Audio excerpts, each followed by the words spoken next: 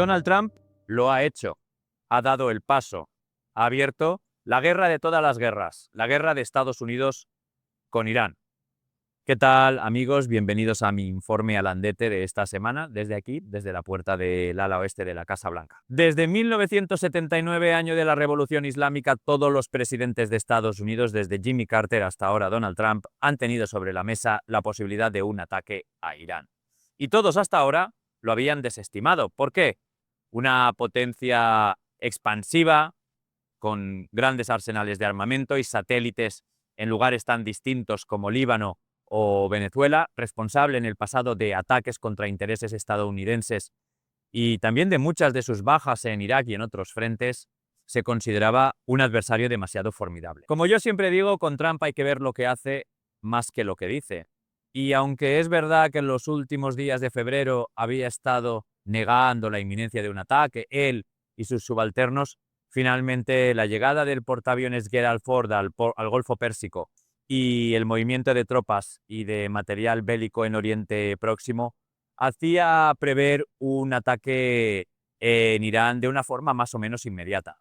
Sobre todo teníamos el precedente del 3 de enero, cuando Trump autorizó esa misión para llevarse a Maduro y a su mujer Cilia Flores y llevarlos a Nueva York para que fueran juzgados sin una sola baja estadounidense. Aquello llenó de optimismo a Trump y se decidió a ordenar esta misión de dimensiones colosales en Irán, también, como hizo en enero, desde su mansión de Mar-a-Lago y con el secretario de Estado Marco Rubio y el de Defensa Pete Hegseth a su lado. Todos los presidentes desde 1979 han considerado ese ataque en algún momento u otro, sobre todo desde que la Revolución Islámica facilitara la toma de la embajada estadounidense en Teherán y aquello provocara la crisis de los rehenes. Desde entonces, América, Estados Unidos, se erigió en Irán como el gran Satán y se gritaba en las calles aquello de muerte a América, muerte al gran Satán, y se pisaba la bandera estadounidense en las calles de Teherán. Siempre se consideró que era demasiado arriesgado,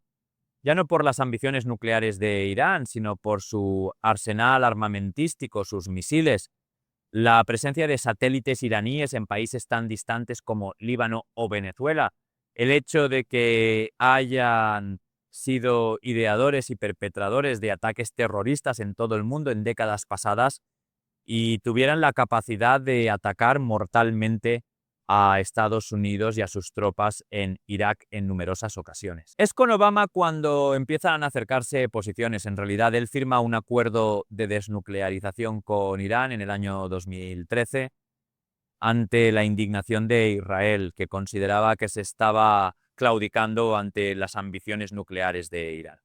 Yo recuerdo viajar con Benjamín Netanyahu en aquel año del 13 al puerto israelí de Eilat, y él nos enseñó armamento, misiles que se le habían incautado a Irán en el Golfo de Aqaba, y expresar abiertamente su insatisfacción con Obama. Desde entonces, el Estado israelí apoyó muy abiertamente a Donald Trump, él es muy popular allí, por esa intención de sacar a Estados Unidos del acuerdo nuclear. Lo sacó Trump cuando ganó en el 18, mató al general Qasem Soleimani en el 2020. Fue un ataque monumental, fue un ataque en el que en Bagdad, en Irak, de un misil de Estados Unidos se mató al gran supervisor de la presencia de milicias iraníes en el extranjero, alguien que había penetrado con mucho éxito el régimen de Bashar el-Assad en Siria y a la milicia Hezbollah chií en Líbano. Entonces parecía que iba a haber guerra y de hecho hubo ataques de respuesta de Irán, pero Trump se contuvo. Yo estaba aquí en la Casa Blanca en aquel año del 20 y vi cómo Trump ordenaba un ataque con misiles contra objetivos iraníes y cuando le dijeron que iban a morir como 100 o 200 personas, lo paró y el misil no impactó. Aquello nos hacía pensar que Trump a veces da una orden y se lo piensa mejor y se retira. Pero en esta ocasión eso no fue así. La primera administración Trump acaba con Trump pidiendo planes de ataque a Irán y con los generales diciéndole que era una mala idea y de hecho coartando totalmente esos planes. Trump purga el estamento militar, purga también a sus asesores militares y ahora se ha dotado de un equipo que ejecuta lo que él ordena. Y aquí llega ya el tramo final, los últimos meses. Hemos tenido esta semana aquí en la Casa Blanca reuniones con altos funcionarios que nos han explicado cómo fue la negociación con Irán y por qué el presidente toma esas decisiones. Son conversaciones en privado de las que no podemos revelar los nombres porque así ofrecen información de una forma más transparente. Se nos dice que Trump autoriza negociaciones con Irán, pero que los enviados allí por el presidente, sobre todo su yerno Jared Kushner y su asesor especial Steve Witkoff, no ven avances y de hecho piden compromisos y no los obtienen. Al final, en Ginebra, Estados Unidos ofrece a Irán abiertamente que reciba fuel nuclear gratis suministrado por Estados Unidos a cambio de cerrar todas sus instalaciones nucleares. En los asesoramientos paralelos, según nos dicen, se dan cuenta de que Irán ha vuelto a enriquecer uranio y que ha vuelto a poner en marcha ese programa nuclear que había quedado, en teoría, destrozado por el ataque de Estados Unidos de junio de 2025, aquel 27 de junio. Desde aquí, desde la Casa Blanca, Trump autorizó aquellos ataques con los bombarderos contra las instalaciones nucleares de Fordo, Natanz e Isfahan. Pero en realidad el programa nuclear no quedó tan dañado, lo que desmiente aquella versión de la Casa Blanca. Pronto los enviados de Trump se dan cuenta, según nos dicen el martes en una conversación aquí en la Casa Blanca, que Irán podía tener pronto una capacidad rápida en cuestión de días, semanas, de pasar del 60% de uranio enriquecido al 90% y dotarse de hasta 50 bombas nucleares en el plazo de un año. Esto sin duda es muy llamativo y muy alarmante. Irán lo niega, pero son los argumentos que nos dan aquí en la Casa Blanca. Y a esto se une otro punto que es importante también tener en consideración.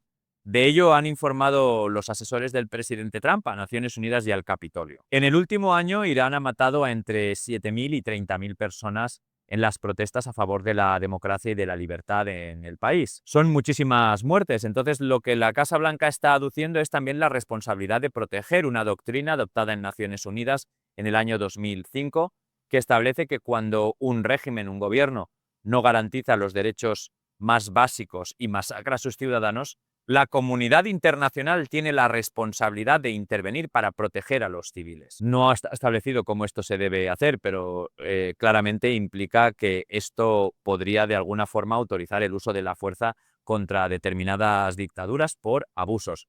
Lo que desde Estados Unidos se dice es, bueno, sí, hay países, muchos países, el ejemplo es el de España u otros, que critican los abusos de la dictadura venezolana, de la dictadura iraní, de China, pero a la hora de la verdad, cuando se producen esos abusos, no se interviene y no se actúa.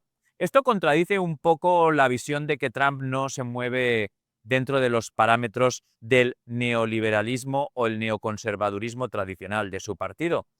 Pero lo cierto es que sí que lo hace. O más que él, su asesor principal en estos asuntos, que es Marco Rubio, que viene de ese sector.